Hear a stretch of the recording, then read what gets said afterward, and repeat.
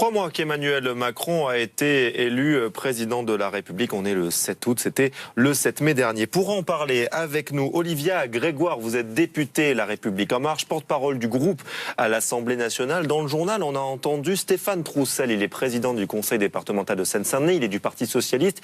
Il dit que la politique d'Emmanuel Macron, elle est ni de gauche ni de gauche. Est-ce que vous partagez ce constat ?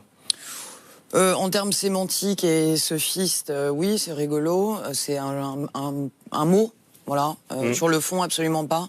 Elle est ni de gauche ni de droite, et de gauche et de droite. Ce qui est sûr, c'est que la politique d'Emmanuel Macron, elle est résolument pragmatique, elle est résolument en place, en œuvre, et que notamment au Parlement, on fait tout pour mener à bien les réformes qu'on a proposées aux Français. Donc les jeux de mots, c'est facile, ça tombe bien en été, ça fait toujours...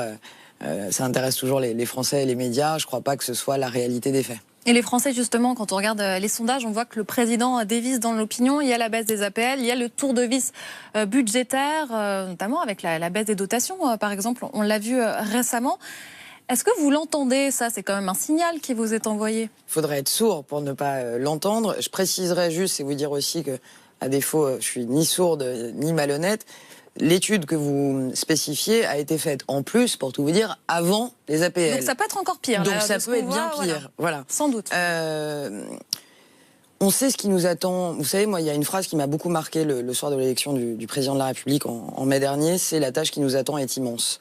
Il y a d'énormes attentes. On a parlé de beaucoup de choses. Là, c'est pas les attentes qui sanctionnent les Français, c'est ce qui a été fait. C'est ce qui a été fait. La baisse des APL, par exemple, ça a été vraiment très mal perçu. Alors, même Emmanuel Macron dit c'est une bêtise. La baisse des APL n'était pas, compte tenu du timing quand a été fait cette étude, la baisse des APL n'était pas encore annoncée, si vous voulez. Donc c'est un sondage, c'est une photo. On a fait des reportages, on entend les gens qui sont un peu en colère. On le voit même sur les réseaux sociaux. Bien sûr. Je ne crois pas que ce soit la baisse des APL qui, encore une fois, n'était pas dans l'étude et annoncée lorsque l'étude a été faite, qui pose un sujet. En fait, ce qui pose un sujet, c'est qu'il y a énormément d'attentes et que les réalisations qui sont faites depuis 6 semaines, en 6 semaines, on ne peut pas mener à bien l'intégralité d'un programme. Donc effectivement, il y a beaucoup d'attentes. Les quelques mesures qui sont sorties, pour certaines de façon parfois un peu maladroite, et on a été un certain nombre à le reconnaître sans embâge, n'ont pas aidé.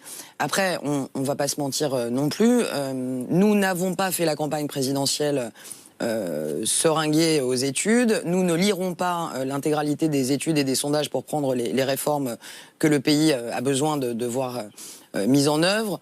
Vous savez, aujourd'hui, il faut pouvoir réformer ce pays. Et si on est le nez rivé sur les études, on ne pourra pas le faire. J'ajoute à ça, là, pour être... du concret, hein. Ouais, mais c'est concret aussi de voir, par exemple, que vous avez les patrons de TPE, PME, qui sont plus de 50%, même plus de 60%, à estimer que ce que fait aujourd'hui le président de la République est pertinent. Donc les milieux économiques aujourd'hui sont en soutien de ce que fait Emmanuel Macron, par exemple. Merci beaucoup, Olivia Grégoire, d'être venue sur le plateau de BFM TV.